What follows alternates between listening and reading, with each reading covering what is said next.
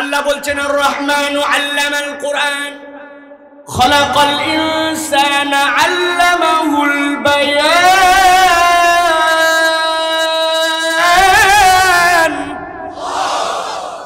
আমার আল্লাহ রাব্বুল আমিন বলছেন, মুফাসসিরিনে কেরাম এই কথার ব্যাখ্যা করছেন, কুরআনুল কারীমের মধ্যে পুরা কোরআন যদি আপনি সূরা ফাতিহা থেকে সূরা নাস পর্যন্ত খোঁজেন, কুরআনুল কারীমের অনেক আয়াতের মধ্যে আপনি রহমান পাবেন।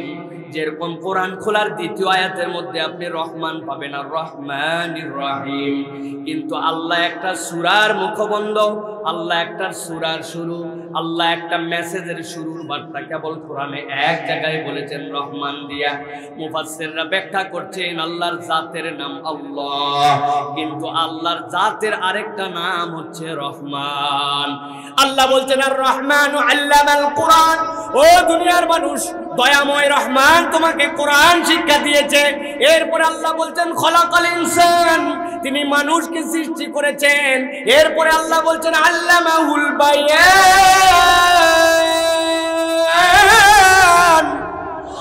ও দুনিয়ার মানুষ, যিনি রহমান তিনি তোমাকে বায়ান শিক্ষা দিলেন, তিনি তোমাকে কথা বলার মতো যোগ্যতা দিলেন। আল্লাহর দেওয়া বান্দার প্রতি যতগুলো অনুগ্রহ, তার মধ্যে অন্যতম অনুগ্রহের নাম হচ্ছে আল্লাহর এই সৃষ্টিকে রব্বুল আলামিন কথা বলার যোগ্যতা দিয়েছে। সুবহানাল্লাহ। আল্লাহ কোরআনে বলছেন ইউসাব্বিহু লিল্লাহি মা ফিস সামাওয়াতি ওয়া মা ফিল আরদ। ও দুনিয়ার মানুষ, তোমার নজরে আসুক বা না আসুক, তোমার অন্তরে ধরতে পারো বা না পারো, আমি আল্লাহ বললাম ইউসাব্বিহু লিল্লাহ মা ফিস সামাওয়াতি ওয়া মা ফিল আরদ। ও বান্দা, আসমান তো কেবল ওইটুকু তুই দেখতে পাস, উপর থেকে তাকানোর পরে আসমানের একটা পরল কেবল দেখতে পাস, কিন্তু আসমানের যে কতগুলা স্তর আছে এই বিষয়ে তোর কোনো ধারণা নাই। আমার আল্লাহ সপ্ত আসমান সৃষ্টি করেছেন, আমার আল্লাহ জমিন সমূহ সৃষ্টি করেছেন। আল্লাহ বলছেন বান্দা, তোর চোখের সামনে যা যা তুই দেখতে পাস আর দেখতে পাস না, আমি আল্লাহ রাব্বুল আলামিন ডিক্লার দিচ্ছি সব কিছু আল্লাহ রাব্বুল আলামিনের তাসবিহ করে। সুবহানাল্লাহ। আপনার সামনে পাশে তাকায় দেখেন, সাদা কাপড় দিয়ে মুড়িয়ে দিয়েছে, কিন্তু এর ভিতরে বাঁশ আছে। পানি খাওয়ার জন্য ছোট্ট ছোট্ট জার আছে, মাঝে মাঝে গ্লাস আছে। আমার সামনে কাগজ আছে, আপনার সামনে লোহা আছে, মোবাইলের মধ্যে কাঁচ আছে, প্লাস্টিক আছে, নানান কিছু আছে। মাথার উপরে কাপড় আছে, সুতাগুলা ছোট্ট ছোট্ট করে ঝুলতেছে। আপনার মাথার টুপিটাই হাত দিয়ে দেখেন সুতা দিয়ে কাপড় দিয়ে বানানো। আপনার নলেজে যা ধরুক আর না ধরুক, আল্লাহ বলছেন প্রত্যেকটা কিছুই আল্লাহর তাসবিহ করে। প্রত্যেকের তাসবিহ করার ভাষাটা আল্লাহ জানেন, প্রত্যেকের তাসবিহটা আল্লাহ বোঝেন। তবে আল্লাহ এক্সেপশনাল একটা সৃষ্টি দুনিয়াতে পাঠাইছেন, সেটা হচ্ছে মানুষ। আল্লাহ বলছেন আর রহমান তো তিনি, যিনি আল্লামাহুল বায়ান, তাকে আল্লাহ কথা বলা শিখিয়েছেন। একজনের কথাও আরেকজন বুঝে, বান্দার কথা ফেরেশতা বোঝে, আবার বান্দার কথা অবশ্যই অবশ্যই আল্লাহ শোনে। সুবহানাল্লাহ। এই জন্য প্রিয় ভাইয়েরা, আল্লাহ আপনাকে আমাকে যে অনন্য করেছেন, আপনাকে আমাকে যে অনন্যতায় আল্লাহ রাব্বুল আমিন বৈশিষ্ট্যমণ্ডিত করেছেন, এর অন্যতম দান হচ্ছে আল্লাহ আপনাকে আমাকে ভাষা শিক্ষা দিয়েছেন। সুবহানাল্লাহ। এই জন্য মান্তিকের ভাষায় বলা হয় পুরা পৃথিবীর সব হাইওয়ান, এই হাইওয়ান দুই ধরনের, একটা হাইওয়ানে নাতিক আর একটা গায়রে নাতিক। আল্লাহ রাব্বুল আমিন আপনাকে আমাকে কথা বলার যোগ্যতা দিয়ে আপনাকে আমাকে মানুষ বানাইছেন, এটা আল্লাহর দেওয়া বান্দার জন্য সেরা গিফট। সুবহানাল্লাহ। মানুষ কথা তো বলে, কেমনে বলে কথা আমরা জানি। ছোটবেলার থেকে একটা বাচ্চা আস্তে আস্তে বড় হতে শুরু করে, 5 মাস 6 মাস পেরিয়ে যায়, যাওয়ার পরে সুন্দর করে কথাগুলো এলোমেলো করে বলতে প্রথমে শুরু করে। পানিকে বলে মাম মাম, আস্তে আস্তে বাবাকে পাপ্পা বলে, তারপরে বাবা বলে। আস্তে আস্তে 1 বছর 1.5 বছর যাওয়ার পরে ওই বাচ্চাগুলা কথা বলতে শুরু করে দেয়। কখনো একটু মাথা খাটাই নাই, কখনো চিন্তা করি নাই যে এই বাচ্চাটা মায়ের পেটের থেকে আসলো, কোথার থেকে এই বাক্য বিন্যাস শিখলো, কোথার থেকে এই কথা বলা শিখলো। 2, 2.5, 3 বছর পরে টনটনা মুখ দিয়ে খই ফুটে অজস্র কথা বলে। আপনি আমি চিন্তা করি কথা বলা কি এমন, বলতে শুরু করছে আর শুরু হয়ে গেছে জি না বিজ্ঞান বলছে একটা মানুষ যখন কথা বলতে চায় রব্বুল আলামিন তাকে অনেকগুলা জটিল প্রক্রিয়ার মধ্যে দিয়ে নিয়ে আসে। আল্লাহু আকবার। কোন একটা মানুষ যখন ব্রেন থেকে সিগন্যাল পায় তার কিছু বলা লাগবে, সর্বপ্রথম তার লাঞ্চের মধ্যে যায়, এরপরে লাঞ্চ অনেকগুলো অক্সিজেন তার গলার মধ্যে প্রেরণ করে। গলার মধ্যে দুই ধরনের লরিংস থাকে। অক্সিজেন আসার পরে প্রথমে লরিংস গুলা কম্পন করে বোঝানোর চেষ্টা করে আমরা ঠিক আছে কিনা। মাইক টেস্ট করলাম যেরকম, ওই রকম হাওয়া এসে গলায় চেক করে ঠিক আছে গলার ফাংশন, ব্রেনে সিগন্যাল চলে যায়। এরপরে ব্রেন আস্তে করে জিহ্বায় আর ঠোঁটের মধ্যে সিগন্যাল পাঠায়। সবগুলা প্রক্রিয়া কমপ্লিট করে আবার ব্রেনে যায়। ব্রেন যখন আবার কি কথা বলবে এইটার বাক্য বিন্যাসটার ক্ষুদ্র সিগন্যাল আবার এই সবগুলার মধ্যে পাঠায়। তখন মানুষ একটা সেকেন্ডের মিলি সেকেন্ডের মধ্যে কি জটিল আর কি অসীম প্রক্রিয়ায় অনবরত কথা বলতে থাকে। এই কথা বলা শিখিয়েছেন যিনি, তিনি হচ্ছেন রহমান, তিনি হচ্ছেন আপনার আমার রব আল্লাহ। আমার আল্লাহ রাব্বুল আমিন বলছেন ও দুনিয়ার মানুষ একটু তাকা। কোন দিকে তাকাবি? আল্লাহ বলছেন আলাম নাজআল্লাহু আইনাইন ওয়া লিসানান ওয়া শাফাতাইন।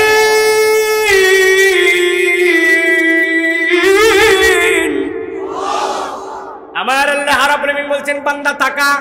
কোন দিকে তাকাবি? আল্লাহ বলছেন তাকায় দেখ, আমি রব্বুল আমিন তোর দুইটা চোখ দিলাম। কেবল দুইটা চোখ দেই নাই, চোখ দেওয়ার সাথে সাথে আমি রব্বুল আমিন তোর জন্য একটা জিহ্বা আর দুইটা ঠোঁট দিছি। আল্লাহ তিনখানা আয়াতের পরে চতুর্থ আয়াতের মধ্যে বলছেন ও হাদাইনাহুন নাজদাইন, আমি তোকে ওই উঁচু উঁচু রাস্তাগুলার মধ্যে থেকে সঠিক রাস্তাটা দেখাইছি। এর ব্যাখ্যা কি? নজদবাসী একদল মুফাসসির ব্যাখ্যা করছে এই নজদ মানে কি জানো নাকি? এই নজদ মানে হচ্ছে তোমার মায়ের বক্ষস্থিত স্তন যুগল। আল্লাহর যত সৃষ্টি আছে দুনিয়ার মধ্যে, ওই সৃষ্টিগুলা দুনিয়ায় আসে। আসার পরে রব্বুল আমিন তাদেরকে কোনো না কোনো ভাবে খাওয়ার একটা যোগ্যতা দিয়ে দেন। তারা খেতে পারে, তারা নিজের খাবারটা নিজে মুখ দিয়ে তুলে নিতে পারে। কিন্তু আল্লাহ রাব্বুল আমিন মানুষকে সৃষ্টি করার পরে এমন তাকে অবলা বানায় দেন। মুফাসসিররা বলছেন ওয়া হাদাইনাহুন নাজদাইন, এই নজদ মানে মায়ের বক্ষস্থিত দুধ। রব্বুল আমিন বলছেন ও দুনিয়ার মানুষ, তুই দুনিয়ায় আসলে কিচ্ছু চিনিস না, ও করে কাঁদতে কাঁদতে অস্থির আর শুধু হা করতে চায় কোন দিকে যেন কি খুঁজে। খুঁজতে খুঁজতে মায়ের বুকের কাছে যখন পৌঁছায় যায়, রব্বুল আমিন তোর এই দুইটা ঠোঁট আর একটা জিহ্বা যার মধ্যে কোনো হাড্ডি নাই, এই দুইটা না দিলে মায়ের স্তন থেকে তুই চুষে খেতে পারতি না। আর বান্দা তুই তো কেবল আসছিস দুনিয়ায় 1 ঘন্টা 2 ঘন্টা মাত্র হয়েছে, তোরে চোষা শেখালো কে? তোরে মায়ের বুকের দিকে টেনে নিয়ে গেল কে? এই রাস্তা দেখায়া দুইটা ঠোঁট আর জিহ্বা দিয়ে যেই কার্যক্রমটা শিখাইছেন তিনি তোর রহমান রব, তিনি হচ্ছেন আল্লাহ। আরেকদল মুফাসসির ব্যাখ্যা করছেন, তাফসীর ইবনে আশুরের ভিতরে আসতেছে, তাফসীর ইবনে কাসিরের ভিতরে এসেছে। মুফাসসির বলছেন আল্লাহ যে বললেন আলাম নাজআল্লাহু আইনাইন ওয়া লিসানান ওয়া শাফাতাইন, তোরে যে আমি একটা জিহ্বা দিলাম আর দুইটা ঠোঁট দিলাম, এর মানে জানিস নাকি বান্দা তুই? তখন তোর ব্রেন থেকে যখন সকল কার্যক্রম সকল সিগন্যাল কমপ্লিট হয়ে যায়, এরপরে জিহ্বার ঠোঁটের সমন্বয়ে মানুষ কথা বলতে শুরু করে।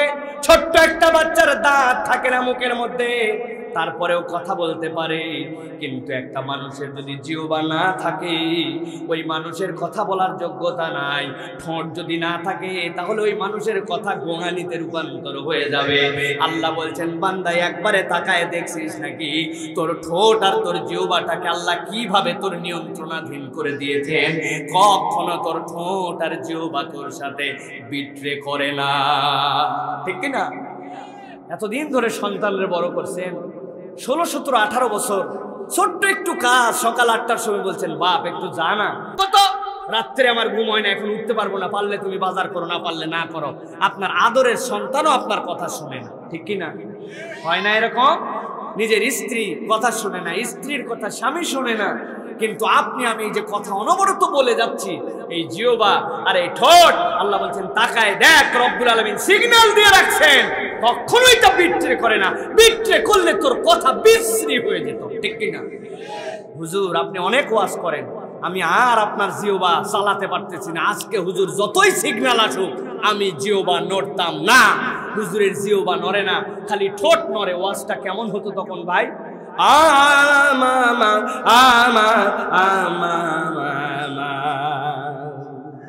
কি বলছি ভাই, বুঝছেন কিছু? কিচ্ছু বুঝেন না। আগের দিন জিওবা কথা শুনে নাই, ঠোঁট বলছে বেটা আজকে তোমার মস্তানি বন্ধ করে দিব, তুমি যতই সিগন্যাল পারো, যতই নড়াচড়া করো, আমি ঠোঁট আজকে নড়তাম না। হুজুর ওয়াজের মঞ্চে উঠছে, কথা শুনে না ঠোঁট, হুজুরের জিওবা নড়ে, ব্রেনতে সিগন্যালও আসে, লরিংসও দুইটা লাফালাফি করে, হুজুর ওয়াজ করতেছে।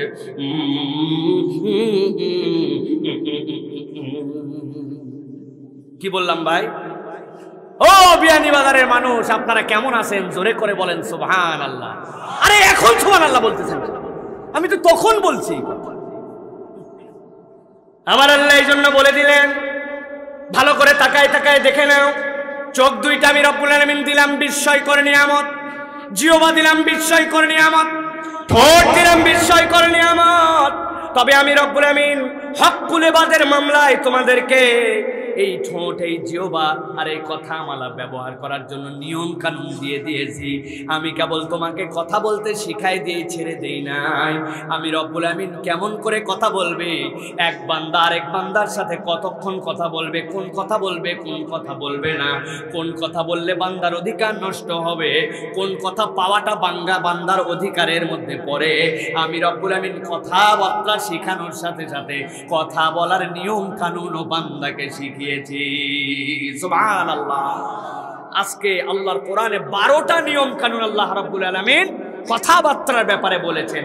আমরা আমাদের এই গাড়ি চলাতে থাকবো যতক্ষণ পর্যন্ত চলে, এরপরে আমাদের শাইখ আহমদুল্লাহ আসবেন, আমি তৎক্ষণাৎ ছেড়ে দিব। তবে আশা করছি 4টা গুরুত্বপূর্ণ হক্কুল ইবাদের সাথে জড়িত আমাদের যে কথার নিয়ম কানুন, এই বিষয়ে আমরা কথা শোনার জন্য চেষ্টা করব। রাজি আছেন তো ইনশাআল্লাহ? যারা আমার মুরব্বী বাবাজিরা আছেন, এই হাজার হাজার মানুষের মধ্যে আপনাদের জন্য একটা আনন্দের সংবাদ আছে। আপনাদের জন্য ছুটি ঘোষণা করা হলো। আপনাদের যদি মন না টানে, শরীর না ভালো লাগে, আপনাদের যদি সুপারির দিকে মোতাওয়াজ্জ হয়ে যায়, তাহলে আপনারা আস্তে করে বাড়িতে চলে যেতে পারেন, কোনো বাধা নাই। কিন্তু যাদের বয়স আমার বয়সে 35 বছরের নিচে, এই রকম ইয়াং, তাদের জন্য বার্তা হচ্ছে আপনার ভালো লাগুক বা না লাগুক, মন চাক বা না চাক, আমি যতক্ষণ থাকবো আপনারে ততক্ষণ থাকা লাগবে। রাজি আছেন আপনারা? কারা কারা 35-এর নিচে আছেন দেখে একটু হাত টান করে তোলা। আন্ডার 35, 1, 2, 10, 11, 12, 14, 18, 20, 35-এর নিচে যারা হাত তুলছেন, ওই দেখেন দাড়ি পাকা মুরব্বী একবারে, ওই যে এখনো তুলে আছে, এই নামাইছে, উনি 35, মানা যায়? রাজি আছেন আপনারা? হাত টান করে তুলছেন, 2 হাত টান করে তুলেন, শক্ত করে তুলছেন। মুরব্বীরা চুপচাপ থাকবেন, যুবকরা মাহফিলের শুরুতে একটা তাকবীর দিবে শুধু, পারবে না ভাই ইনশাআল্লাহ? দেখে একটা গলা ছেড়ে তাকবীর দাও, লিল্লাহে তাকবীর, লিল্লাহে তাকবীর, আলহামদুলিল্লাহ। হাত নামান। এবার মুরব্বীরা যারা আছেন, আপনারা আছেন বাবারা, আছেন আপনারা, আপনারা একটা তাকবীর দিয়ে দেখাতে পারবেন যে তাদের সাথে আপনারাও আছেন? যুবকরা চুপচাপ থাকো, এখন শুধু মুরব্বীরা একটা তাকবীর দিবেন, লিল্লাহে তাকবীর। আলহামদুলিল্লাহ, আমাদের মুরব্বীরাও আছেন, তাহলে আল্লাহ কবুল করে করেন, আল্লাহুম্মা আমিন।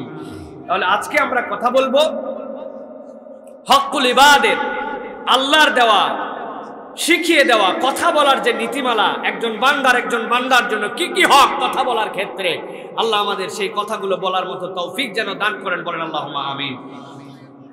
আমার আল্লাহ রাব্বুল আলামিন কথা বলার নীতিমালাতে সর্বপ্রথম আল্লাহ শিখাচ্ছেন সূরা নূর 61 নম্বর আয়াত।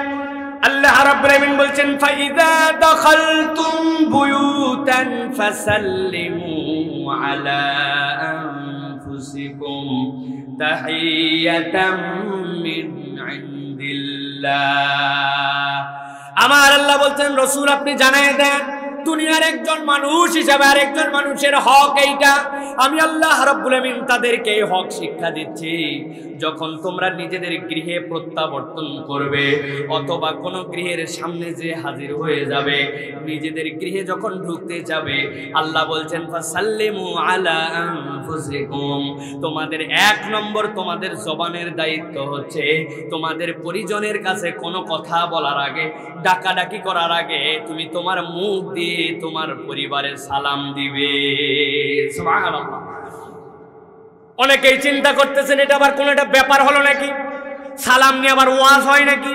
এ তো সবাই জানে সালাম দেওয়া লাগবে, আমিও জানি এইটা, জেনে বুঝে আয়াতে কারিমাটা নির্বাচন করেছি। আমরা তো জানি সালাম দাও নিজের পরিবারের কাছে ফিরলে, কিন্তু আল্লাহ এরপরে তিনটা শব্দে তিনটা কথা আল্লাহ রাব্বুল আমিন বলে রেখেছেন। ওই কথাগুলাই হচ্ছে আমাদের মূল কথা।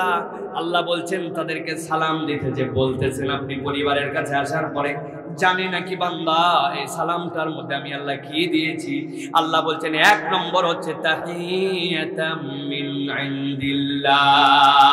আমি রব্বুল আমিন বললাম, ও দুনিয়ার মানুষ, তুই তোর মুখ দিয়ে কথা বলিস, তোর মুখ দিয়ে তুই সালামটা দেস, সালামটা তোর নিজেরা দিয়ে এত বেশি কালচার হয়ে গেছে মনে হয় এই কথাটা এমন কি, কিন্তু আল্লাহ বলছেন না না না, এটা তাহিয়াতাম মিন ইনদিল্লাহ, আল্লাহর পক্ষ থেকে বান্দার জন্য হাদিয়া। এই কথাটা বান্দা তার মুখ দিয়ে উচ্চারণ করে, কিন্তু কথাটা তার নয়। কোরআনটা যেরকম মাখলুক নয়, কোরআনটা আল্লাহর কালাম। ওই রকম কেউ যদি সালাম দেয়, সালামটা সে তার ঠোঁট দিয়ে দেয়, কিন্তু এই সালামের বাক্যটা স্বয়ং আল্লাহ রাব্বুল আলামিনের কালাম। সুবহানাল্লাহ। দুনিয়ায় যেরকম সালাম, পরকালেও সালাম আছে। দুনিয়ার সালাম আল্লাহ রাব্বুল আমিন রহমান রব হিসাবে আল্লামাহুল বায়ান দিয়ে শিখিয়েছেন। পরকালের সালামের ব্যাপারে আল্লাহ বলছেন, সালামুন কাওলাম মির রাব্বির রহিম।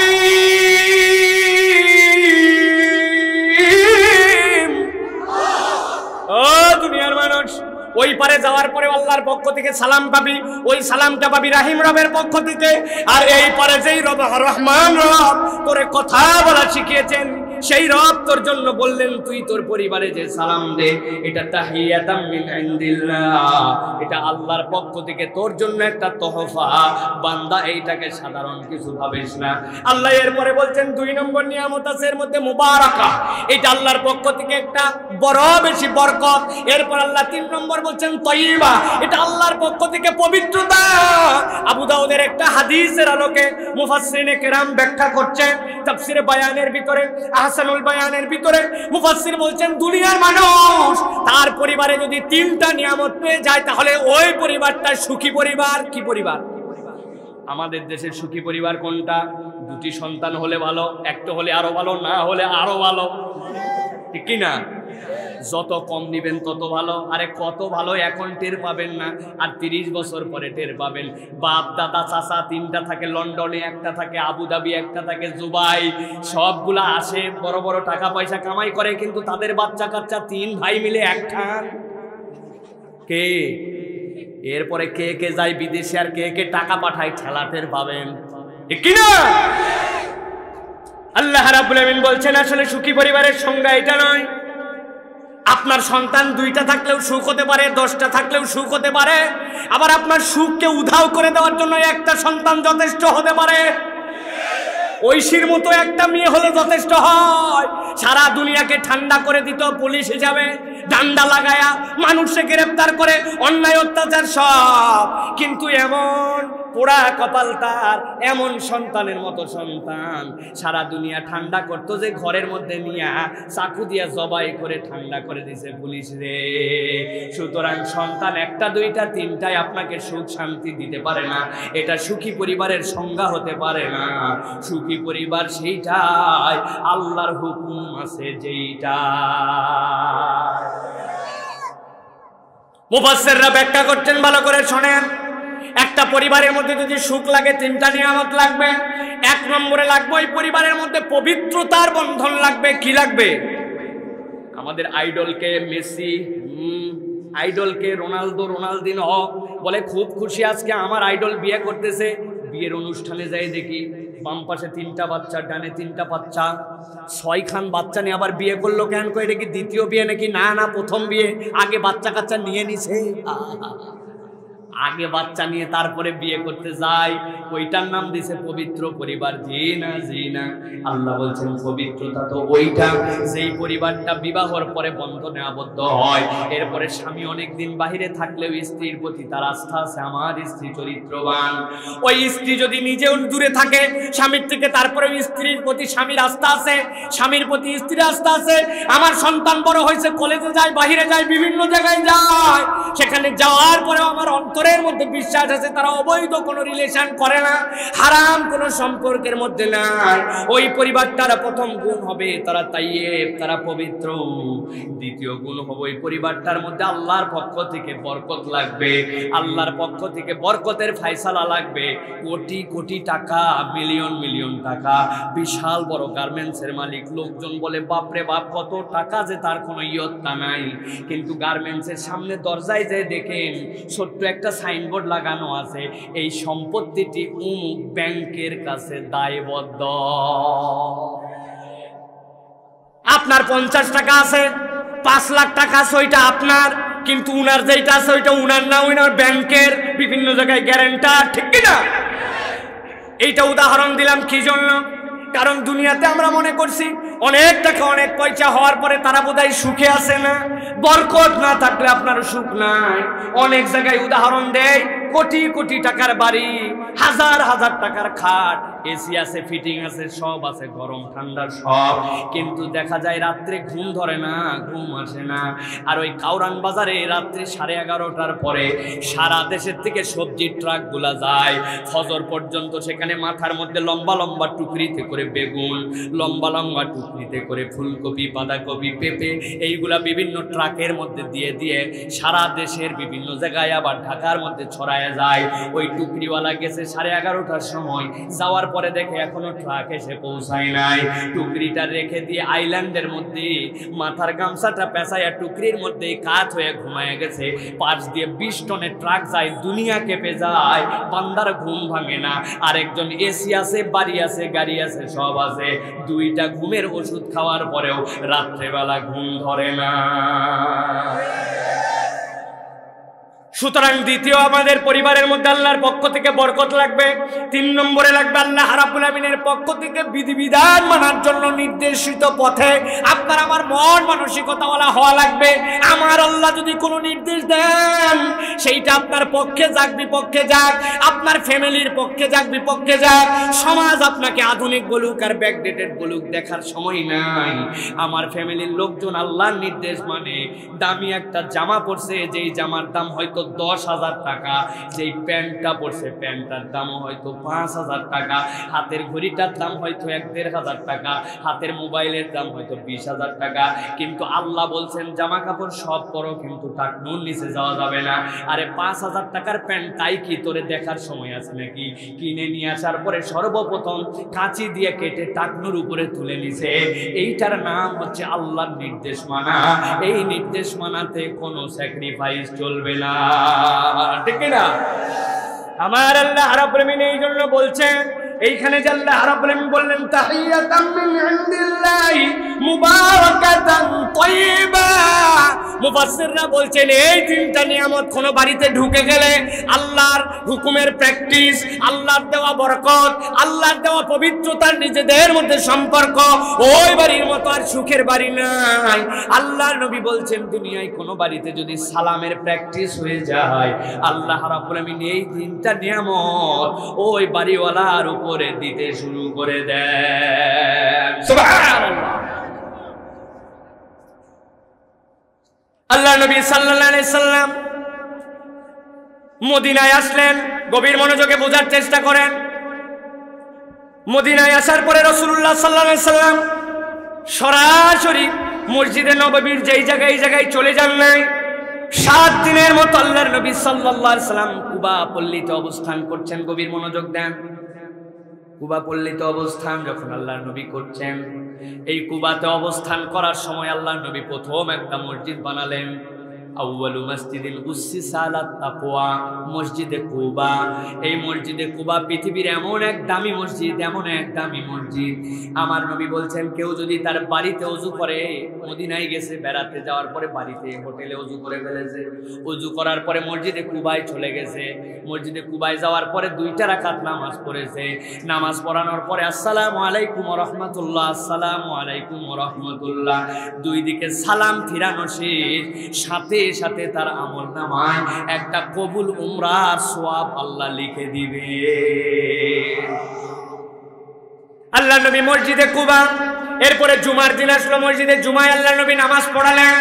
আল্লাহ রাসূল সাল্লাল্লাহু আলাইহি সাল্লাম একদিন জোহরের নামাজের জন্য কুবা পল্লীর আশপাশেই কোনো একটা জায়গায় জামাত করছেন। জামাত করার মধ্যে আল্লাহ নবী 2টা রাকাত নামাজ শেষ করে ফেলেছেন। 2 রাকাত সালাত শেষ করার পরে হঠাৎ করে কি হলো, রাসূলুল্লাহ সাল্লাল্লাহু আলাইহি সাল্লাম সামনের থেকে ঘুরে গেলেন, ঘুরে যে পুরাপুরি সব কাতার ডিঙিয়ে সামনে এসে হাজির হয়ে গেলেন। সামনে যেই না আল্লাহর নবী নামাজ ছাড়েন নাই, সাহাবায়ে কেরাম যারা ছিলেন একদম শেষ কাতারে তারাও ঘুরে গেছেন, দ্বিতীয় কাতার ঘুরে গেছে, তৃতীয় কাতার ঘুরে গেছে। কারণ আমার নবী সামি'না ওয়া আতানা, আমার নবী যা করছেন তারা তৎক্ষণাৎ মেনে নিয়েছে। ঘুরে সবগুলা সালাত শেষ করে ফেলেছে। আল্লাহর নবী বললেন তোমরা অবাক হয়েছো নিশ্চয়। নাম ইয়া রাসূলুল্লাহ। আল্লাহর নবী তেলাওয়াত করে তাদেরকে শোনালেন, ও আমার উম্মতেরা, ও আমার সাহাবীরা, আমি এমনি এমনি তো ঘুরি নাই। কেন আল্লাহর নবী ভুললেন? আল্লাহর নবী সাল্লাল্লাহু আলাইহি সাল্লাম যখন মক্কায় ছিলেন, মক্কায় থাকা অবস্থাতে রাসূলুল্লাহ সাল্লাল্লাহু আলাইহি ওয়াসাল্লামের প্রতি তখন কিবলা ছিল বাইতুল মুকাদ্দাস। কোন দিকে? বাইতুল মুকাদ্দাস। কিন্তু আল্লাহর নবী কাবাকে পছন্দ করতেন। আল্লাহর নবী একটা টেকনিক করে মক্কায় নামাজ পড়তেন। এইটা কাবা ঘর, কাবা ঘরের চারিদিক দিয়ে নামাজ পড়া যায়। আল্লাহ নবী সাল্লাল্লাহু আলাইহি সাল্লাম এইটাকে সুন্দর করে সিস্টেম করে বাইতুল মুকাদ্দাস এইদিকে রাসূলুল্লাহ সাল্লাল্লাহু আলাইহি সাল্লাম এমন ভাবে সালাতে দাঁড়াইতেন যাতে কাবাও সামনে থাকে আবার বাইতুল মুকাদ্দাসও সামনে থাকে। রাসূলুল্লাহ সাল্লাল্লাহু আলাইহি ওয়াসাল্লাম যখন মদিনায় চলে গেলেন, সিস্টেম তো আর করা সম্ভব না, একটা উত্তর দিকে আর একটা দক্ষিণ দিকে কেমনে পড়বেন। কিন্তু নবীজির অন্তরের মধ্যে কাবার প্রতি টান ছিল। রাসূলুল্লাহ সাল্লাল্লাহু আলাইহি ওয়াসাল্লাম কখনো ঠোঁট দিয়ে উচ্চারণ করেন নাই, ভালো করে খেয়াল করেন। কখনো আল্লাহর নবী হাত তুলে আল্লাহর কাছে বলেন নাই আমার খানায় কাবাকে কিবলা বানায় দেন। অন্তর থেকে আল্লাহর নবীর ভিতরে একটা ভালোবাসা। আল্লাহর নবী সাল্লাল্লাহু আলাইহি ওয়াসাল্লাম জোহরের নামাজের সময় মাথাটা একটুখানি উঁচু করেছেন, উঁচু করে একটুখানি চিন্তা করছেন ওহি আসে নাকি। মুখ দিয়ে উচ্চারণ নাই, হাত দিয়ে কামনা নাই, কারো কাছে আরজিও দেন নাই। আল্লাহ আয়াতে কারিমা নাজিল করেছেন, কদ নারা তাকাল্লুবা ওয়াজহিকা ফিস সামা। ও আমার রাসূল, আপনার আসমানের দিকে মাথা বাড়ানো মনে করছেন নাকি আপনার আল্লাহ দেখে নাই? দেখছে, আপনার আল্লাহ দেখছে। কেবল দেখেই নাই, আপনার অন্তরের মুখের চাহিদা নয়, দোয়া নয়, আপনার অন্তরের ওই মৃদু মৃদু কামনাটাকে আল্লাহ এমন কবুল করা করছেন। যারা উলামায়ে কেরাম আছেন তারা বুঝবেন। আল্লাহ রাব্বুল আলামিন এরপরে বলেছেন কাবার দিকে নয়, কাবার দিকে নয়, আপনাকে আমি রাসূল ছাড় দিয়ে দিলাম, আপনি যেই দিকে মন চায় ওই দিকে আপনার মুখ ফিরান, আমি আল্লাহ ওই দিকটাকেই কিবলা বানায় দিব।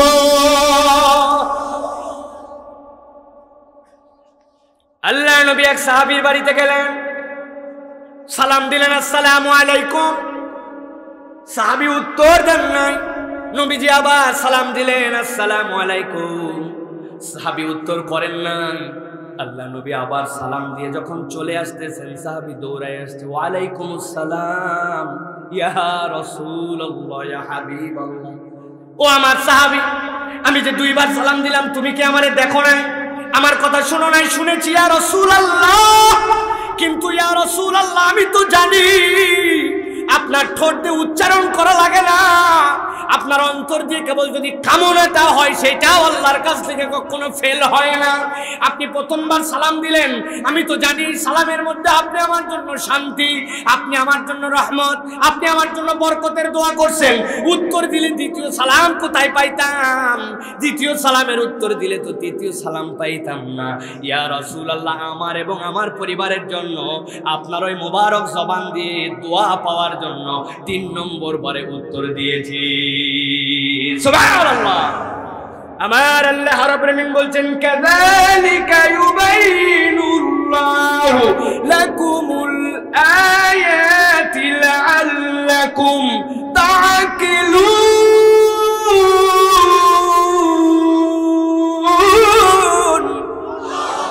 ও দুনিয়ার মানুষ, আমি আল্লাহ রাব্বুল আলামিন এই জন্য তোমাদের কাছে বলে দিলাম কাযালিকা ইউবাইনুল্লাহু লাকুম, এভাবেই আল্লাহ রাব্বুল আলামিন তোমাদের কাছে বয়ান করে দেন। কি বয়ান করেন?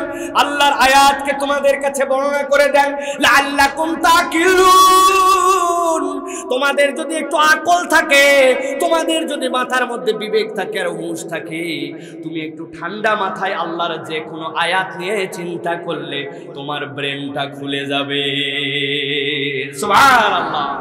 তাহলে এক নম্বরে বান্দা হিসাবে বান্দার জন্য হকুল ইবাদ দায়িত্ব হচ্ছে একজন আরেকজনের সাথে কোনো বাড়িতে পৌঁছালে সর্বপ্রথম জবান খুললে দেখা হলে সালাম দিবে, ঠিক কি না? তাহলে আমরা এই সালাম দিতে পারবো প্রিয় ভাইয়েরা?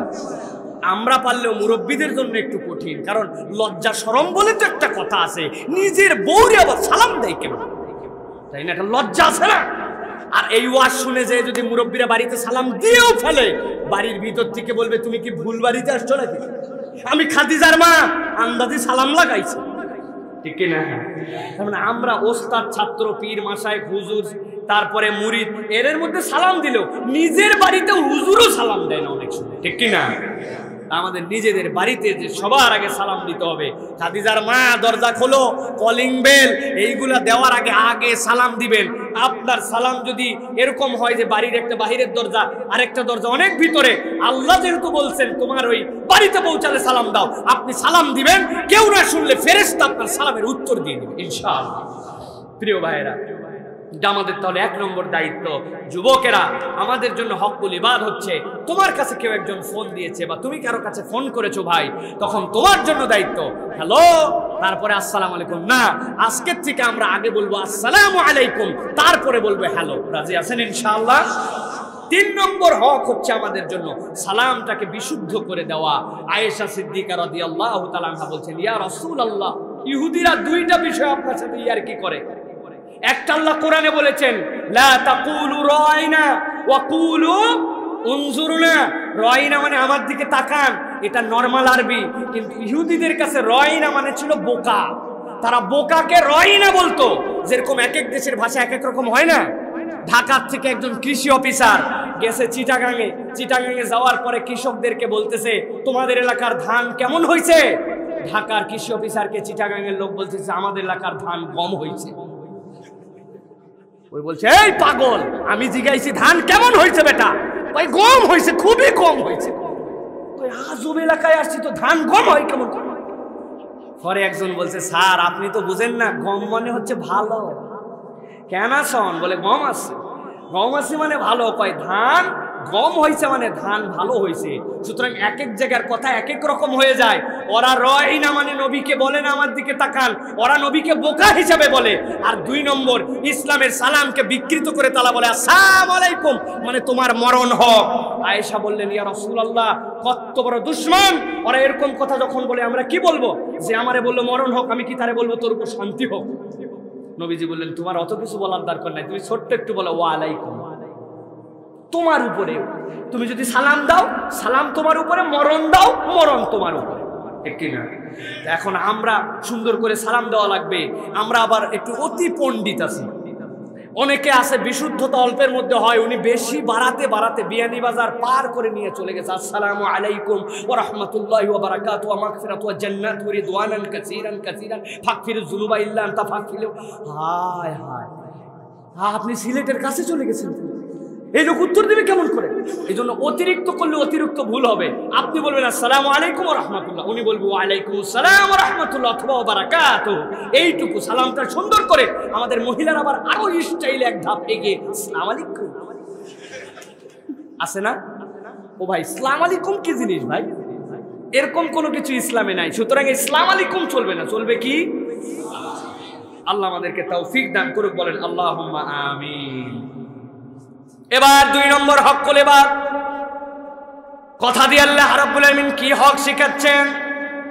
আল্লাহ রাব্বুল আলামিন বলছেন দুনিয়ার মানুষকে মা ইয়ালফিযু মিন কাউলিন ইল্লা লাদাইহি রাকীবুন আতীদ।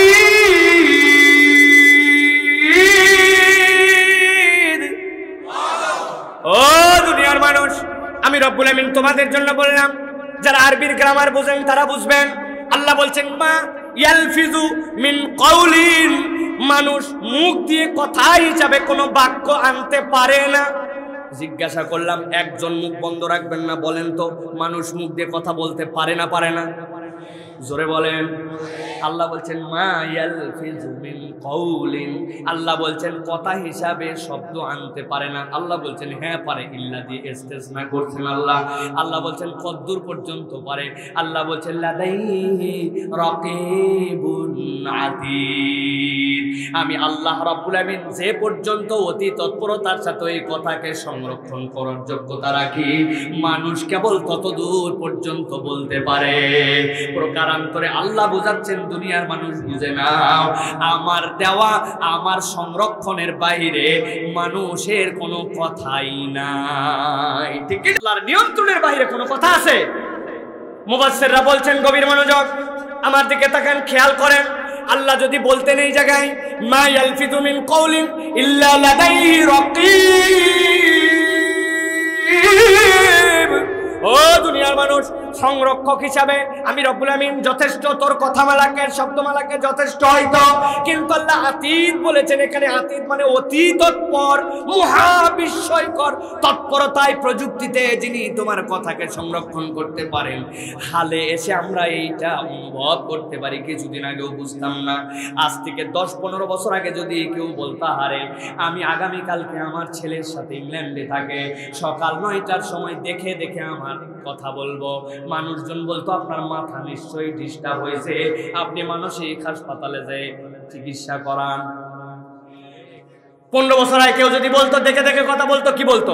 মানসিক হাসপাতালে যাই চিকিৎসা করান, বলতো কিনা? তারা ধারণা করতে এই লোক পাগল। পাবনা মেন্টাল হাসপাতালে আইয়ুব খান নাকি ভিজিট করতে গিয়েছিলেন, প্রেসিডেন্ট অফ পাকিস্তান।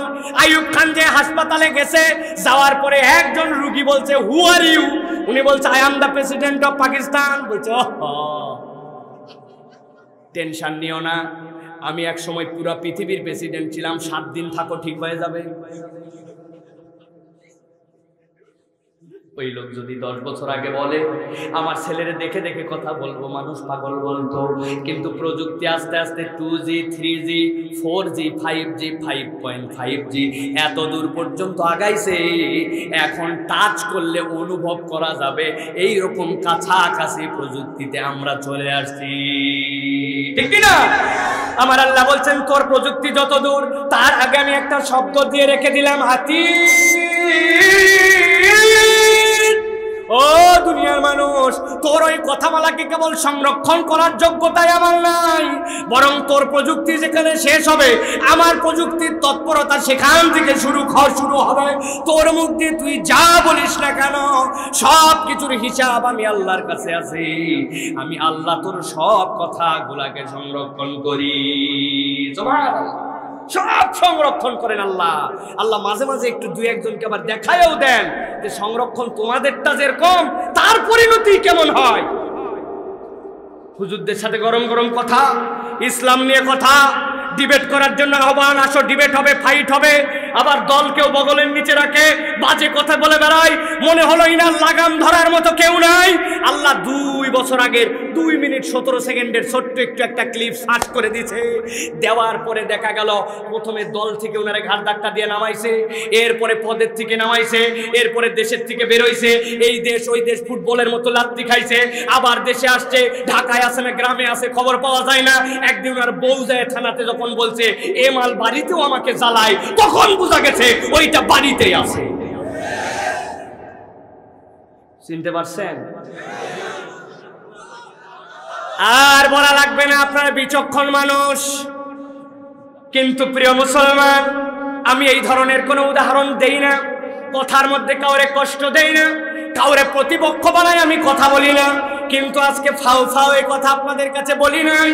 ও মুসলমান, ভালো করে এবার খেয়াল করেন, 2 মিনিট 17 সেকেন্ডের ছোট্ট একটুখানি কথা বাস্ট হওয়ার কারণে তার যদি এই পরিণতি হয়, এই বেইজ্জতি হয়, দুনিয়ার মানুষ যদি চোখ দিয়ে দেখতে পায় তার অপমান অপদস্থতা, তাহলে আপনাদের কাছে জিজ্ঞাসা করি, ভালো করে খেয়াল করেন তো, আপনার আমার এই জবান দিয়ে এমন কোনো কথা আছে কিনা যেই কথাটা মায়ের সামনে আমি বলতে পারি না, আমার বোনের ব্যাপারে আমি বলতে পারি না, কেউ যদি আমার ব্যাপারে বলে আমি সহ্য করতে পারতাম না, যেই কথাটা আমার কোনো ফুল ফ্যামিলি আছে, মুরব্বী আছে, তার সামনে উচ্চারণ করতে পারতাম না, যেই কথাটা আমার আল্লাহ রসুল বলতে বলেন নাই, অথচ কোনো ইমাম সাহেব হুজুরের সামনে বলতে গেলে ওই কথা বলতে পারতাম না, এইরকম কোনো কথা আমাদের জীবনে আছে কিনা?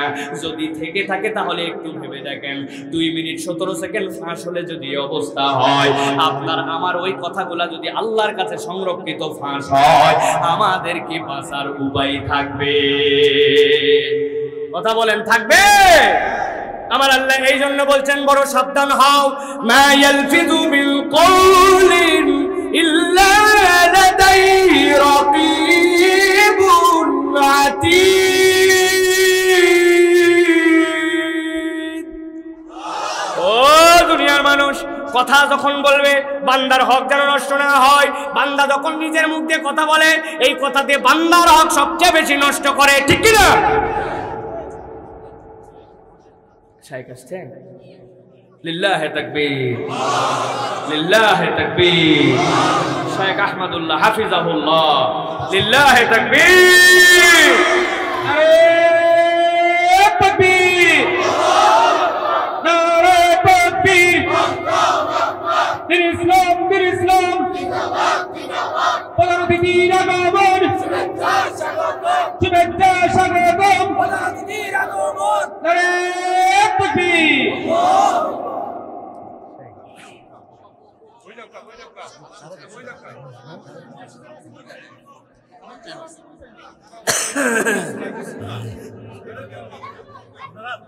বসেন, সবাই বসেন। আলহামদুলিল্লাহ বলেন। আল্লাহ রাব্বুল আলামিন আমাদেরকে কবুল করেন। আমাদের ওয়াজিবুল ইহতিরাম শাইখুল মুহতারাম আমাদের মাঝে এসে উপস্থিত হয়েছেন, আলহামদুলিল্লাহ। আমি আর অল্প সময় কথা বলবো, শাইখ ইজাজত দিয়েছেন, আমি অল্প সময়ের মধ্যে আমার কথা শেষ করব ইনশাআল্লাহ। আপনারা আছেন তো ইনশাআল্লাহ? আলহামদুলিল্লাহ। যে যার জায়গায়, বারবার বলছি, এত হাজার হাজার মানুষ, প্যান্ডেল আপনাদের ছোট হয়ে গেছে, এই মানুষ আপনারা দাওয়াত দিচ্ছেন, কিন্তু প্যান্ডেল না করলে উন্মুক্ত রাখতেন, কইরে কেউ আছে আরামে, কেউ আছে ঠান্ডায়। আল্লাহ রাব্বুল আমিন আমাদেরকে এই জনসমাবেশ সেইটাকে আল্লাহ কবুল করবেন, আল্লাহুম্মা আমিন। তাহলে 2 নম্বরে আল্লাহ রাব্বুল আমিন বললেন, যা বলবে ভেবে চিন্তে বলো, জবান দিয়ে বেরোলে সেইটাকে হিসাব করে বলো। আমরা হকুল ইবাদ যেটা আমরা নষ্ট করি, দুনিয়ার বুকে আমাদের হকুল ইবাদ নষ্ট যত কিছু দিয়ে হয়, আমাদের জবান দিয়ে সবচেয়ে বেশি হয়, ঠিক কি না?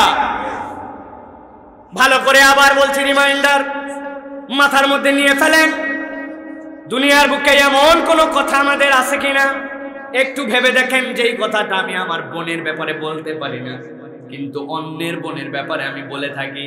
আমার আম্মা যদি উপস্থিত থাকে, আম্মার সামনে কথা বলতে পারবো না, কিন্তু এরকম কথা আমরা জীবনে মুখ দিয়ে বলি কিনা একটু ভেবে দেখেন। মুরব্বী সবার সামনে যেই কথা বলা যাবে না ওই কথা আমরা বলি কিনা। আমার বোনকে নিয়ে যদি কেউ কোনো এরকম কথা বলে, আমার বুকের মধ্যে কেমন লাগবে? 3 বন্ধু এক জায়গায় দাঁড়ায় দাঁড়ায় সামনে দিয়ে একটা মহিলা চলে গেলে এর থেকেও কটু কথা বলে। আমার আল্লাহ বলছেন, বান্দা ঠোঁট দিয়ে যা বলিস হিসাব করে বলবি, কারণ যত দূর বলবি সবগুলা সংরক্ষণ করার ক্ষমতা রাখেন কে? রাখেন কে? এই জন্য আমাদের মৌলিক 3টা অপরাধ মুখের হকুল ইবাদের ক্ষেত্রে বেঁচে থাকতে হবে। কয়টা অপরাধ বলেন? কয়টা? 1 নম্বর, গীবত গিল্লা করা যাবে, তবে যদি শরীয়ত সম্মত হয় তাহলে করা যাবে, ঠিক না? শরীয়ত সম্মত করার পদ্ধতিটা শিখে নেন। 2 জন মিলে আসরের নামাজের পরে চায়ের স্টলে বসছেন, ডান পাশে বসছে একজন, বাম পাশে, মধ্যে আপনি একজন মুত্তাকি বান্দা, উনি আরেকজনের গীবত করতেছে, খুব লেবাসে পোশাকে মুত্তাকি দেখা যায়। হঠাৎ করে উনি সাই দিয়ে উঠে বলতেছে, আসলে এইগুলা কথা বলা উচিত না, না বলেও পারি না, আল্লাহ মাফ করুক, বলে সাথে সাথে উনিও শুরু করে দিল। আসে না এরকম? কি বলে? বলে আল্লাহ মাফ করুক, এরকম কথা বলা উচিত না, বা না বলেও পারি না, এরপরে সাথে সাথে তাল দিয়ে শুরু হয়ে গেল। এটা আমাদের দেশে শরীয়ত সম্মত হালাল গীবত করা যাবে? যাবে? করা যাবে? গীবত করা যাবে না, 1 নম্বর। 2 নম্বর, আমাদের জন্য আল্লাহ রাব্বুল আমিনের নির্দেশিত যেই বিধান, সেটা হচ্ছে মুখ দিয়ে মিথ্যা কথা বলা যাবে না। যাবে? মুখ দিয়ে মিথ্যা কথা এখন আমাদের কাছে ভাইরাসের চেয়ে খারাপ। আল কিযবু উম্মুজ যুনুব বলা হয়, মিথ্যা হচ্ছে সকল পাপের মা। একটা মিথ্যা যদি বলেন, ওই মিথ্যাকে ঢাকানোর জন্য আপনাকে আরো মিথ্যার সরঞ্জাম দেওয়া লাগে। আপনি পাওনাদার টাকা আপনার কাছে পাবে, আপনি বাড়ির মধ্যে থাকা অবস্থায় আপনার সন্তানকে পাঠিয়ে দিয়েছেন, যাও ওনারে যাইয়া বলো আব্বা বাড়িতে নাই। ছেলেটা একটু বোকা, যাইয়া বাহিরে বলছে আব্বা বলল আব্বা বাড়িতে নাই। কিরম হবে? এই কথাটারে ব্যাকআপ দেওয়ার জন্য আপনার কত মিথ্যা কথা বলা লাগবে। সুতরাং এই মিথ্যার এইটা একটা দিক। আরেকটা দিক হচ্ছে রাসূলুল্লাহ সাল্লাল্লাহু আলাইহি ওয়াসাল্লাম বলছেন, যখন কেউ মিথ্যা কথা বলে তার মুখ দিয়ে একটা দুর্গন্ধ বের হয়, এমন দুর্গন্ধ যেটাতে ফেরেশতা তার থেকে সরে যায়। আমরা এটা দেখতে পাই না, কিন্তু এইটার যে কথার যে একটা তাসির আছে, প্রভাব আছে, এটা সত্য কিনা ভাই? সত্য কিনা? আমরা চিন্তা করি কই মুখের কোনো গন্ধই নাই, কত মিথ্যা কথা বললাম, গন্ধ কোথায়? আমি যে বিষয়ে এমফিল করেছি, আমাদের Munshi Mohammad Meherullah, doctor Abdullah Jahangir sir choice করে দিয়ে গেছিলেন সাবজেক্ট। মুন্সি মোহাম্মদ মেহেরুল্লাহর একটা বর্ণনার মধ্যে আছে, এক খ্রিস্টান পণ্ডিত এসে উনাকে বলছে, সারা দেশ ট্রিটমেন্ট করে ফেল মারে, আর তোমার কাছে এসে বোতল আর মগ নিয়ে আসে, তুমি খালি মেরে দিচ্ছ, এতে কি হয়? আন্দাজি গুন্দাজি সব যত সব পাগলাম। বলো লজিক্যালি উত্তর দাও, যৌক্তিক উত্তর দিতে হবে। এই যে ছু ছু মারতেছে, এতে কি হয়?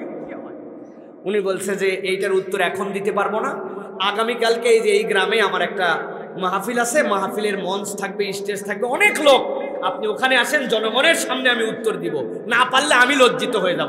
রাজি হয়ে গেছে। পরের দিন চলে আসছে, উনি স্টেজে এসে বসছে, বসার সাথে সাথে মুন্সি মেহেরুল্লাহ এসে এখানে বসছেন। বসে উনাকে দেখে হাজেরানে মজলিসকে একদম সামনে রেখে বলছে, এই লোকটা কেন স্টেজে আসছে? স্টেজে দেখে তো আমার মনে হচ্ছে আমার পায়ের খড়ম খুলে উনার গালের মধ্যে টানা 3টা লাগায় দিয়া ভার ধাক্কা ধরেন, স্টেজ থেকে নামায় দেয়। গরম দিয়ে কথা বলার সাথে সাথে আসলে তো দাওয়াত উনি দিছেন। এই কথা শুনে ওই খ্রিস্টান পাদ্রীর কান লাল হয়ে, মুখ রক্তিম হয়ে, লজ্জায় কপাল ঘামে থরথর করে ভিতরে কাঁপতেছে, যে এতগুলো লোকের সামনে আমার এইরকম অপমান করলো। উনি বলতেছে, আপনি আমার এইরকম করে কথা বলতেছেন কেন? বলি, এটা একটা কথা ব্যাপার হলো? আমি আপনার খরম দিয়ে গালে মারছি, আপনার কাছে যে আঘাত করছি, আপনার কোন রকম কিছু করছি, ছোঁয়াছুঁয়ির ডিস্টেন্সে আমরা আছি, আমি কেবল বলছি খরম দিয়ে 3টা লাগাই দেই, তাতেই আপনার কান লাল, মুখ টকটকে, কপাল ঘামে গেছে। আমার এই কথা দিয়ে যদি আপনার এত দূর হয়, তো আমার আল্লাহর কালাম দিয়ে পানির মধ্যে ফু দিলে তাসির হবে না, এটা ভাবলেন কেমন? প্রিয় ভাইয়েরা, এটা উদাহরণ ভিন্ন জায়গায়, কিন্তু এই উদাহরণ আপনি আমি যখন গালি দেই, মিথ্যা কথা বলি, তখন আপনার আমার কাছ থেকে ফেরেশতা চলে যায়। এই জন্য বান্দার হক, এক বান্দা আরেক বান্দার সাথে মিথ্যা কথা বলবে। 3 নম্বরে আল্লাহ রাব্বুল আলামিন নির্দেশ হচ্ছে গালি দিবে না, মুখ দিয়ে গালি দিবে না। মুখ আছে, গালি থাকবে না, কিন্তু আমাদের সমাজে গালি ছাড়া আমরা চলতে পারি না। দাদাও অনেক সময় আপন নাতিকে ডাক দেয়, হারামজাদা এদিকে আয়, ওই দোকান থেকে যে একটা পান সুপারি নিয়ে আয়, বলে কিনা? আপনি দাদা হয়ে সন্তানরা আপনি হারাম দাদা বলতেছেন, আর বাপ মায়ের ঠিক নাই কেন বললেন এই কথা? এক বন্ধু আরেক বন্ধুর সাথে মস্করা করে পর্যন্ত বলে, ওই শালার বেটা তুই কোথায় আছিস, তাড়াতাড়ি আইসা বল, বলে কিনা? উদাহরণ না দিলে আপনাদের মনে ধরবে না, জন্য এই কথাগুলা বলে দিলাম। এটা তো গেলই গেল, আপন স্ত্রীকে পর্যন্ত একটুখানি কম বেশি হলে আমাদের বাংলাদেশের মানুষ ময়াকার গয়ে দীর্ঘই বলে গালি দেয়, আছে কিনা? সুতরাং আমাদের জন্য আল্লাহ রাব্বুল আলামিনের কাছে আটকায় যেন না যায়, রব্বুল আলামিনের সামনে যেন ধরা না খেয়ে যায়। এই জন্য আমাদেরকে আল্লাহ রাব্বুল আলামিনের কাছে শপথ করতে হবে, হক্কুল ইবাদ নষ্ট করব না, তার মধ্যে 1 নম্বর গালি দিব না, কোনো মানুষের পেছনে গীবত করব না, মিথ্যা কথা বলবো না। রাজি আছেন নাকি মুসলমান? এবার চলেন সর্বশেষ পয়েন্ট, 5-7 মিনিটের মধ্যে শেষ করে দিব, ভালো করে খেয়াল করেন। আমার আল্লাহ রাব্বুল আলামিন বলছেন, ইয়া আইয়ুহাল্লাযীনা আমানু ও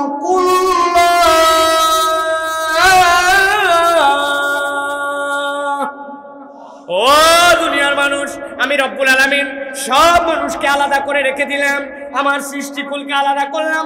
সৃষ্টিকুলের মাঝ থেকে আমি রব্বুল আলামিন ঈমানদারদেরকে কেবল ডাক দিলাম। যখন আল্লাহ রাব্বুল আলামিন ইয়া আইয়ুহাল্লাযীনা আমানু বলবেন, হৃদয়কে উজাড় করে দিয়ে ওই কথাটা শুনতে চাবেন। কারণ ইয়া আইয়ুহাল্লাযীনা আমানু মানে হে আপনি, হে আমি। কারণ আল্লাহ দুনিয়ার কাউকেই নামে ডাকেন নাই, আমি দাবিতে ইমানদার। অতএব আল্লাহ যখন ইমানের দাবিতে আপনাকে ডাক দেন, প্রত্যেক ইমানদারের ওই কথাটা কান খাড়া করে শোনা উচিত, ঠিক কি না? রাস্তা দিয়ে তিন বন্ধু চলে যাচ্ছে, একজনের নাম ইব্রাহিম, আপনি ডাক দিয়েছেন ইব্রাহিম, তাকাই নাই, আরো পাশা উঁচু করে দিয়ে চলে গেছে ওই দিক দিয়ে। আপনি কি সম্মানিত হবেন না অপমানিত হবেন? অপমানিত বোধ করবেন আপনি। আরে তোর মধ্যে আর কোন ইব্রাহিম নাই, তুই না ইব্রাহিম, তুই না আমার কথা শুনবি। আজকে আমরা যারা ইমানদার, ইয়া আইয়ুহাল্লাযীনা মানে হে ইমানদারগণ নয়, হে আপনি, হে আমি, আমরা যারা ইমানদার, আল্লাহ আমাদেরকে ডাক দিয়ে বলছেন ইয়া আইয়ুহাল্লাযীনা আমানু। কি বলছেন শুনেন, আল্লাহ বলছেন ইত্তাকুল্লাহ, আল্লাহকে ভয় করো। এক নম্বর আল্লাহ আমল দিলেন, আল্লাহকে ভয় করো। আল্লাহ বলছেন এরপরে তোমার জন্য দায়িত্ব দিলাম। কি দায়িত্ব দিলাম? আল্লাহ বলছেন ওয়াকুলু কওলান সাদীদা। ও দুনিয়ার মানুষ, তোমার জন্য দ্বিতীয় দায়িত্ব দিলাম, তোমরা আল্লাহকে ভয় করার পরে তোমরা তোমাদের কথাগুলাকে সঠিকভাবে বলবে।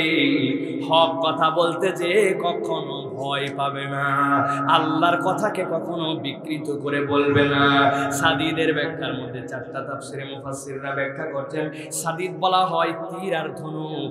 ওই ধনুকের মাথায় তীর, যেইটা তীরের তুনটা যদি সোজা না থাকে, মাথার দিকে বেঁকা থাকে, আপনি লক্ষ্যতে কখনো পৌঁছাতে পারবেন না, ওইটার টার্গেট আপনি নির্ধারণ করতে পারবেন না, শুরুতেই একদিকে দৌড় লাগাবে। এই জন্য আল্লাহর রাসূল সাল্লাল্লাহু আলাইহি সাল্লাম আপনাকে আমাকে বলে দিয়ে গেছেন যে আমি রাসূল আল্লাহর পক্ষ থেকে যা আসছে সব তোমাদের কাছে বলে দিয়ে গেলাম। সুতরাং তোমরা এদিক সেদিক তাকায়া তোমার বিভিন্ন ধরনের পরিবেশ পরিস্থিতি, বিভিন্ন ধরনের কারণে আল্লাহর আয়াতকে তোমরা হেরফের করো না, আল্লাহর হুকুমকে পরিবর্তন করো না, বরং আল্লাহ যা বলেছেন কুলু কওলান সাদীদা, হক কথাটা বান্দা তোমাকে বলতেই হবে, ঠিক না? আজকে বাংলাদেশে নতুন ফিতনা আসছে। বাংলাদেশে আপনারা খবর পেয়েছেন কিনা, মদের নাকি লাইসেন্স দেওয়া হবে, শুনছেন? আমি আপনাদের কাছে পরিষ্কার করে বলে দিতে চাই, ভালো করে খেয়াল করে শোনেন। কওলান সাদীদার মধ্যে এইটা আছে। আপনি যদি মদ খেতে চান, আপনি যদি মদ গ্রহণ করতে চান, আপনি মদের দোকানদার হতে চান, মদের লাইসেন্স নিতে চান, কোনো বাধা নাই, নিতে পারবেন। কিন্তু একটা ছোট্ট শর্ত আপনাকে পূরণ করতে হবে, সেটা হচ্ছে আল্লাহ রাব্বুল আমিন বলে দিয়েছেন পৃথিবীতে ইমানদারদের জন্য, মুসলমানদের জন্য মদ হারাম।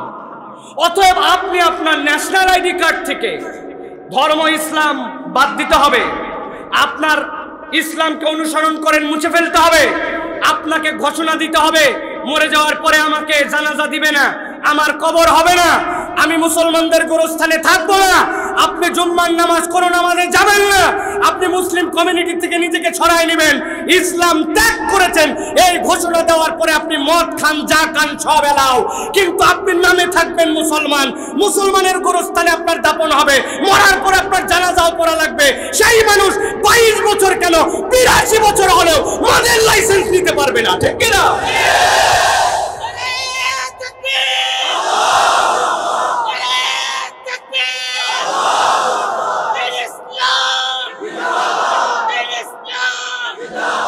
ভালো করে বোঝেন, আবেগ নয় বিবেক দিয়ে বোঝেন, ঠান্ডা মাথায় কথা বুঝে নেন। আমরা বাংলাদেশে ঘোষণা দিছি মাদককে নিয়ন্ত্রণ করতে হবে, মিথ্যা ভুয়া ঘোষণা। ইসলাম মাদককে নিয়ন্ত্রণ করতে বলে না, ইসলাম বলে মাদককে নির্মূল করতে হবে, ঠিক কি না? মাদকের অস্তিত্ব কোথাও থাকবে না। পৃথিবীর যত পাপ, যত অন্যায়, যত জুলুম, যত ধরনের গুনাহ, সব কিছুকে যদি উন্মুক্ত করে দিতে হয়, সব রাস্তাকে যদি পরিষ্কার করতে হয়, তাহলে মদ মাদকতাকে উন্মুক্ত করতে হবে। কারণ পৃথিবীর যত ক্রাইম, যত অন্যায়, যত ধরনের বেহায়াপনা, অশ্লীলতা, সবগুলোর সাথে মদ এবং মাদকতার সম্পর্ক আছে, ঠিক কিনা? ইসলামের নানান বিধান নিয়ে ওলামায়ে কেরামের বিভিন্ন ধরনের বক্তব্য আছে। কোন বক্তব্য কঠোর, কোন বক্তব্য হয়তো একটু শিথিল, কোন বক্তব্যে মতদ্বৈততা আছে। কিন্তু মদ এবং মাদকতার ক্ষেত্রে রাসূলুল্লাহ সাল্লাল্লাহু আলাইহি সাল্লাম থেকে কিয়ামত পর্যন্ত কমপ্লিট বক্তব্য, আল্লাহ এটা হারাম করেছেন, এইখানে কোন রকম জায়েজ হওয়ার সুযোগ নাই, সুযোগ নাই, সুযোগ নাই, ঠিক কি না? সুতরাং আমরা বলবো, আপনি কি করতে চাচ্ছেন একটু বিবেচনা করে করেন। 22 বছর হয়ে গেছে আমি মদ খাই, তুমি আমার বাপ তাই কি? তুমি আমার ফ্যামিলি তাই কি? আমি যাই অ্যাপ্লাই দিয়ে দিছি, আমাকে লাইসেন্স দাও। আপনি আইন করছেন, দিতে বাধ্য, লাইসেন্স দিয়ে দিছে আপনাকে। 100 জন এই এলাকায় লাইসেন্সধারী মাদক লোক পাওয়া গেছে। এখন একজন যাই বলবে দোকান দাও, তোমরাই তো বলছো 100 জন যদি থাকে তাহলে দোকান ওই এলাকায় পারমিট হবে, দোকান হয়ে গেল। 100 জন লাইসেন্সধারী, আমাদের দেশে লাইসেন্সধারী যদি 100 জন হয়, লাইসেন্সধারীরা ওখান থেকে কিনবে না, ওইখানে যাবে না, ওইটা এলাকার এক একটা মদের আড্ডাখানা হবে না। এটাকে আপনি ভাবতে পারেন? ভাবতে পারেন? তাহলে কেন এই হটকারিতা? যারা আমাদের দায়িত্বশীল আছেন তাদের কাছে আল্লাহর দেওয়া নির্দেশ অনুযায়ী বলছি, ওয়াকুলু কাওলান সাদীদা। এই দেশের মানুষের মধ্যে ঈমানের তামান্না আছে, ঈমানের প্রেরণা আছে। এখন পর্যন্ত যুবকদের মধ্যে ঈমানের জজবা আছে। হয়তো নামাজ কালামে একটুখানি দুর্বল হতে পারে, হয়তো ইসলামের বিভিন্ন প্র্যাকটিসে দুর্বল হতে পারে, কিন্তু এখন পর্যন্ত মদ খাবে, মাদক গ্রহণ করবে এরকম চেতনাও করতে পারে না।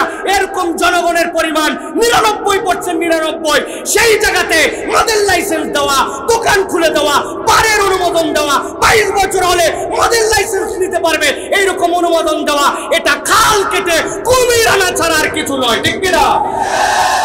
আমরা এটা হতে দিতে রাজি নাই, ঠিক কিনা? আমরা এর বিপক্ষে কথা বলবো, ঠিক কিনা?